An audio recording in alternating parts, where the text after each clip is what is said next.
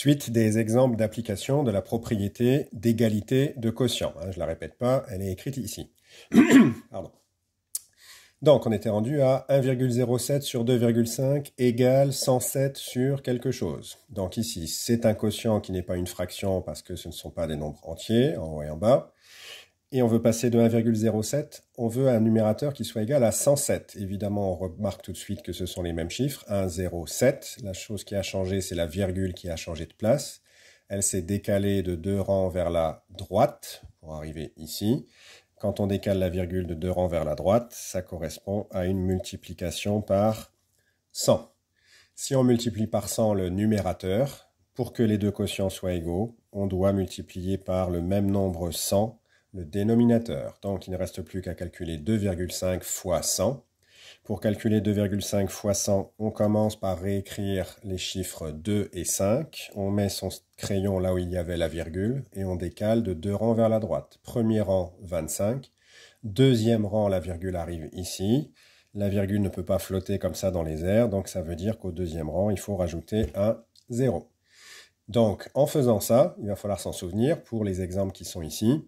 On a transformé un quotient qui n'était pas une fraction en une fraction, en décalant la virgule ici de 2 rangs vers la droite. Ça permet d'obtenir un nombre entier en haut, donc forcément un nombre entier en bas, puisque là, il n'y avait qu'un seul chiffre après la virgule. Ensuite, 3 sur 5 égale. Alors en fait, là, les exemples qui suivent, les 4 exemples qui sont là, et même ces deux-là, c'est exactement le même principe que les exemples ici, sauf que dans les premiers exemples, pour aller plus vite, j'ai fait les flèches pour bien voir ce qu'on fait. C'est peut-être plus facile de voir ce qu'on fait ici. Visuellement, on comprend bien, on multiplie par 4 en haut, donc on multiplie par 4 en bas.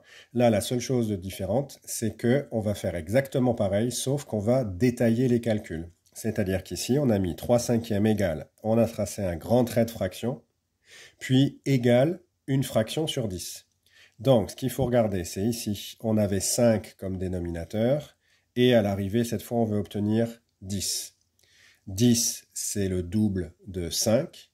Donc, puisqu'on veut que 3 cinquièmes soit égal à quelque chose sur 10, si on prend le double de 5, il faut forcément prendre le double de 3. Le double de 3, c'est 6. Donc, la réponse, c'est 6 sur 10. Sauf qu'on va rajouter le détail de ce qu'on a fait à l'oral. On est parti de 3 et de 5. Et qu'est-ce qu'on a fait? Eh bien, on a multiplié par 2 en bas pour obtenir 10. Et si on multiplie par 2 au dénominateur, il faut forcément multiplier par le même nombre 2 au numérateur pour que les deux quotients soient bien égaux. Et donc maintenant, si vous regardez l'égalité qui est ici, eh bien en fait, c'est exactement la propriété qui est là, avec A qui vaut 3, B qui vaut 5 et K qui vaut 2. Donc si je relis ici avec les lettres A, B et K, A sur B est égal à A fois K sur B fois K. Et l'intérêt de faire ça, c'est que quand on a une fraction sur 10, un quotient sur 10, ça correspond à une division par 10, donc c'est très facile de trouver l'écriture décimale de ce nombre. 6 divisé par 10, la virgule était là, on décale d'un rang vers la gauche, donc ça fait 0,6, et en plus, on peut le faire sans forcément utiliser le mot division, puisque 6 sur 10, ça se lit 6 dixièmes. Et on a bien revu cette année que 6 dixièmes, ça correspond à 0 unité, 6 dixièmes, c'est-à-dire 0,6.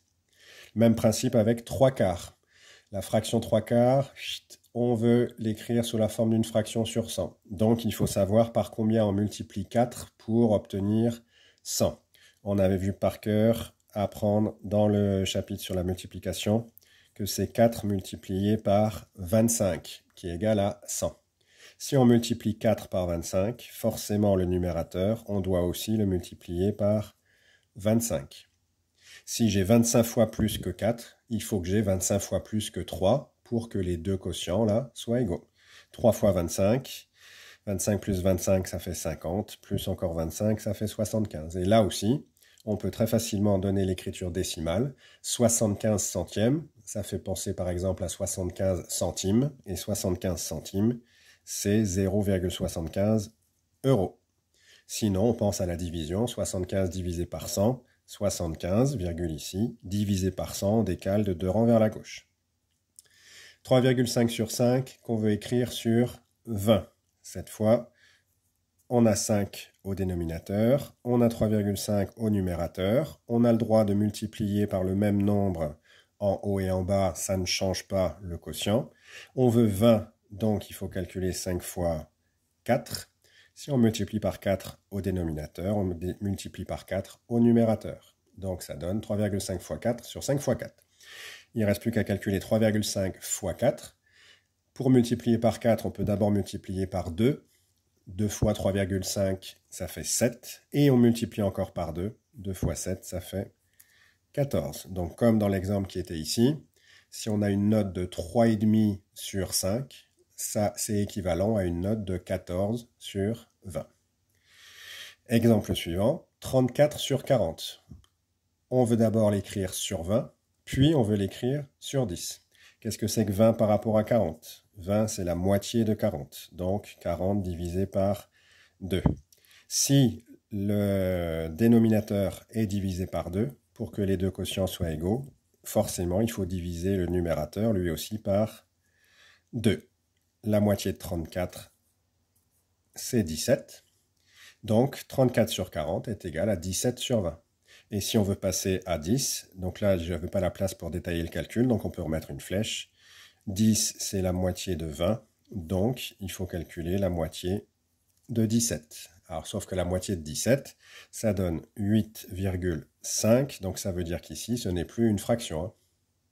Et les deux derniers exemples, eh bien, ces deux derniers exemples sont en rapport avec ce qu'on avait vu ici. Qu'est-ce qu'on avait fait là? On s'était dit, il y a des chiffres après la virgule, ce ne sont pas des nombres entiers, donc ce n'est pas une fraction. On va transformer en une fraction en multipliant par 100. Pourquoi 100? Parce que ici, au maximum, 2 chiffres après la virgule, donc on voulait décaler la virgule de 2 rangs vers la droite. Et bien là, on va faire exactement la même chose.